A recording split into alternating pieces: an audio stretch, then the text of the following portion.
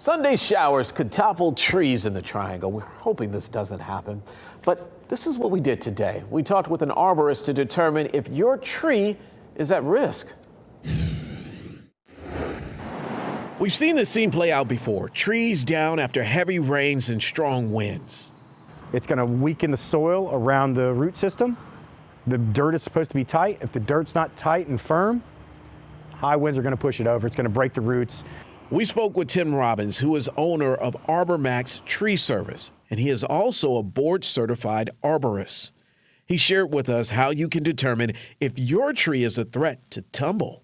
The easiest thing for a homeowner to look at for a tree is the growth pattern and the symmetry of the top of the tree. Are there more branches on one side versus the other? Under state law, if a healthy tree that does not appear to be a danger falls, the person who sustains the damage has to pay for it. However, the owner of an obviously dead or dying tree can be held responsible for damage caused when it falls if they are aware of that potential. And with tomorrow's predicted downpour, Robbins expects to be busy moving trees. They're anticipating a lot of stuff coming down tomorrow.